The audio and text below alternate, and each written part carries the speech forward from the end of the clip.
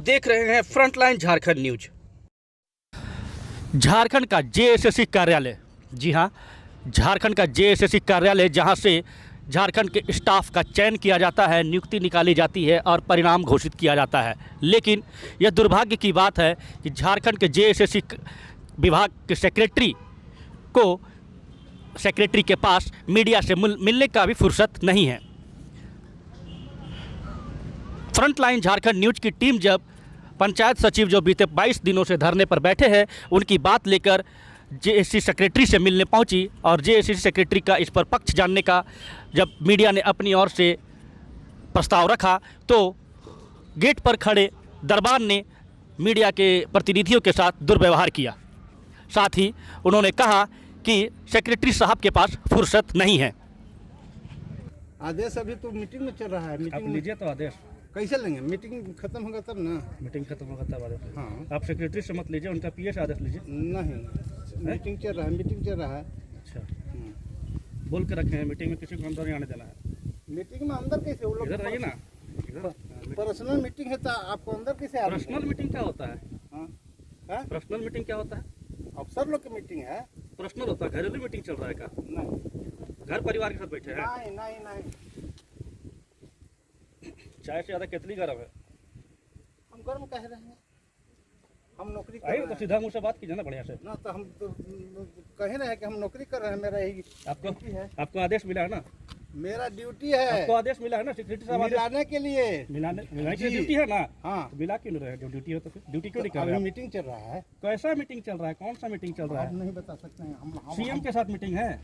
आप आपस में अफसर लोग की मीटिंग है। अफसर लोग का ना मीटिंग है? हाँ। तो उसमें क्या हम वेट करेंगे अंदर में? नहीं, अच्छा, जब पुर्जा मिलेगा, अनुमति मिलेगा साहब के, तो हम मिला देंगे। क्या बोला गया कि मीडिया को नहीं आने देना है अंदर? नहीं, पुर्जा लेके आप जाइएगा। हाँ, पुर्जा पुर्जा में लिखें- लेके हम कार्ड दे रहे हैं नहीं आपको? नहीं नहीं, जाइए खिड़की तरफ जाइए, कार्ड दीजिएगा। उस समय जब मीटिंग खत्म हो जाएगा तो हाँ, जब मीटिंग खत्म हो जाएगा तो आप दीजिएगा कार्ड। लीजिए, कदर वेट करेंगे तब। हम टाइम नहीं बताएंगे। हम भैया टाइम नहीं बताएंगे। ठीक ना? ऑप्शन नहीं ना है कि उनका बात हम लोग रखते हैं। वही बात है ना। ये तो लग रहा है कि बहुत पर्सनल चीज चल रहा है, तो सरकार पब्लिकली चीज नहीं वो सब नहीं है। है। जैसे चलता है पर्सनली नहीं डेली जैसे चलता है। कार्यालय तो हो गया, हम लोग तो जितना बार आते हैं एक बार भी मिलवाते नहीं है। प्राइवेटाइजेशन हो गया है। कुछ तो बात होगा ना, कभी मिलवाते नहीं है। हम लोग नहीं मिलाते हैं तो कंप्यूटर कहना देते हैं तो हम लोग लेके नहीं देते। जी हाँ, ये बड़े दुर्भाग्य की बात है कि जहाँ से झारखंड के युवाओं को नौकरी देने की बात की जाती है, वहाँ के सचिव के पास मीडिया से मिलने का भी वक्त नहीं है। वहीं इधर दूसरी ओर बीते 22-23 दिनों से पंचायत सचिव अभ्यर्थी धरने पर बैठे हैं। इनकी भी मांग अभी तक पूरी नहीं हुई है, न ही विभाग के अधिकारी इनसे मिलने भी एक बार भी आए हैं। पंचायत अभ्यर्थियों का कहना है कि ठंड के मौसम में लगातार सुबह शाम धरने पर बैठे हैं, लेकिन इनकी मांग पूरी नहीं की जा रही है। सर, हमारा जो 11 जिला गैर अनुसूचित पंचायत सचिव का जो धरना था, वो उसका आज 23वां दिन है सर। और अभी तक कोई पॉजिटिव अंदर से आया नहीं है हम लोग को। हम लोग जाते हैं मिलने अध्यक्ष से, बोलते हैं पॉजिटिव है, पर अभी तक विभाग की तरफ से कोई ऐसा कुछ हम लोग को नोटिस नहीं आया। हम लोग को मेरिट लिस्ट निकालने का अभी तक कुछ विभाग की तरफ से ऐसा कोई नोटिस नहीं आया है। हम लोग देखते हैं इसके आगे हम लोग क्या कर सकते हैं।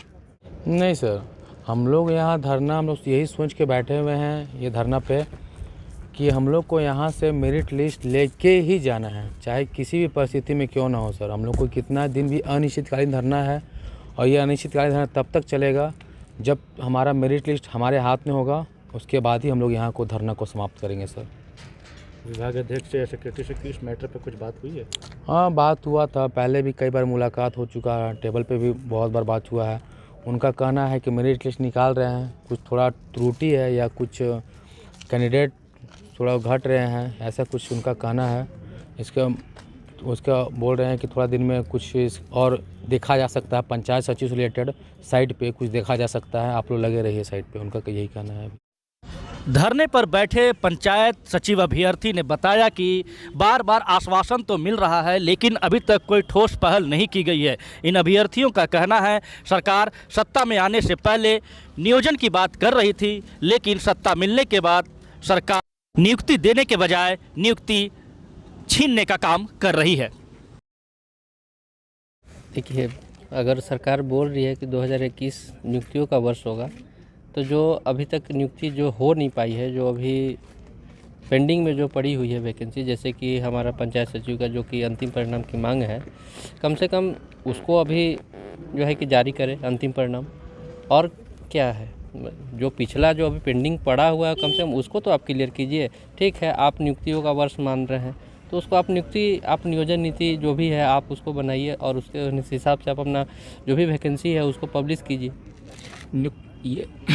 ये जो है नियुक्तियों का वर्ष हो ही नहीं सकता है, क्योंकि सबसे पहली बात कि नियोजन नीति जो है वो क्रेश कर चुका है, ख़त्म हो चुकी है नियोजन नीति।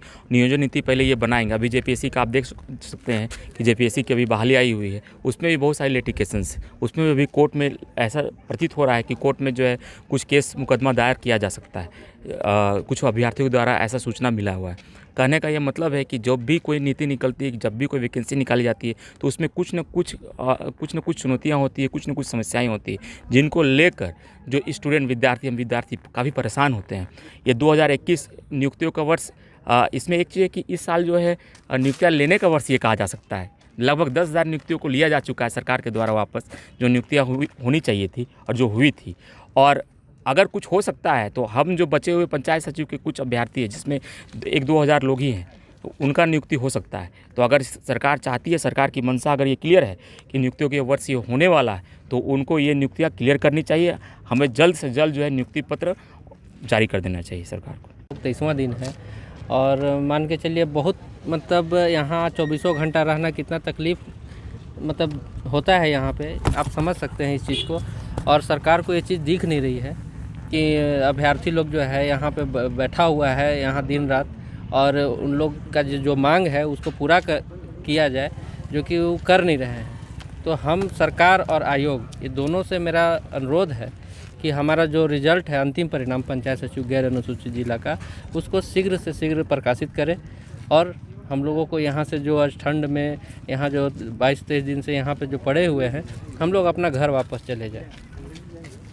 बिल्कुल आपने सही कहा है, क्योंकि सरकार आने से पहले उन्होंने अपने हर एक मैनिफेस्टो में, हर एक चुनावी ऐलान में उन्होंने ये कहा, और केवल अब उनके व्यवहार से लग रहा है कि वो केवल हमें एक चुनावी मुद्दा, चुनावी जुमला बना करके हमारे साथ हमें केवल वोट बैंक के रूप में इस्तेमाल किया गया है। क्योंकि हम पूरी तरह से जान रहे हैं कि हम जितने भी अभ्यर्थी हैं, हम अभ्यर्थी पूरी तरह से इस विज्ञापन को लेकर के इतने ज़्यादा खुश थे कि हमारी नियुक्ति होगी।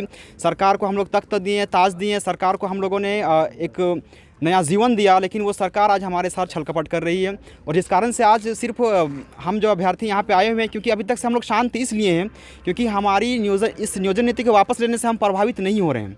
अगर हम प्रभावित होंगे तो फिर धरती फटेगी, ज्वालामुखी उगलेगा और फिर सरकार को पूरी तरह से इसका खामियाजा भुगतना पड़ेगा। क्योंकि हम जान रहे हैं, क्योंकि हम पूरी तरह सुरक्षित हैं, और जिस दिन हमको लगा कि हम सुरक्षित नहीं हैं, उस दिन हम लोग भी अपना प्रोपेगेंडा अपनाएंगे, और जहाँ तक हो सकेगा हम लोग भी अपने आंदोलन को एक और रणनीति के तहत धरातल पर उतारेंगे। क्योंकि अभी तक से ये शांतिपूर्वक चल रहा है, क्योंकि हम लोग जान रहे हैं कि अभी तक से हम लोग सुरक्षित हैं। इसलिए देखिए, सरकार का तो काम ही है कि आश्वासन देना, समय निकालना, लेकिन हम लोग भी एक होता है ना कि एक सब्र रखे हुए हैं, पैसेंस रखे हुए हैं। जिस दिन सब्र का बांध टूटेगा, क्योंकि आप देख सकते हैं, अभी एग्जांपल ले सकते हैं मोराबादी में, जैसे जेपीएससी अभ्यर्थियों का सब्र का बांध टूट चुका है, जिस कारण से वो लोग पूरी तरह से हिंसक रूप भी अपनाने के लिए तैयार हो चुके हैं। तो कहीं ऐसा ना हो कि हम लोग का भी सब्र का बांध टूटे। हम पूरी तरह से सरकार से अनुरोध कर रहे हैं कि आप नियोजन नीति को वापस लिया, आपका वेलकम है, आप बहुत अच्छा काम कर रहे हो, लेकिन कोशिश कीजिए आपकी इस नियोजन नीति से किसी भी रोज़गार मत छीनिए। जो रोज़गार के लिए अभ्यर्थी पिछले 4 साल से प्रभावित हैं, मतलब कि पीड़ित हैं, आप उन्हें रोज़गार दे दीजिए। क्योंकि आप यही कह के सत्ता में आए हैं कि हम रोज़गार देंगे, लेकिन आते ही यहाँ से रोज़गार लेने का काम किया। क्योंकि आपके इस नियोजन नीति से 16,000 नियुक्तियाँ प्रभावित हो रही हैं, जो कि नहीं होना चाहिए। ये यहाँ के अभ्यर्थियों के लिए, झारखंड के लिए ये एक काला दिन है। हम कह सकते हैं कि ये एक तुगलकी फरमान है, जिसके माध्यम से यहाँ के अभ्यर्थी पूरी तरह से पीड़ित हुए हैं, प्रभावित हो रहे हैं और रो रहे हैं। आज अब आप देख सकते हैं कि हमारी सोची समझी रणनीति है कि हम पूरी तरह से अहिंसक तरीके से, गांधीवादी तरीके से हम लोग आंदोलन को चला रहे हैं।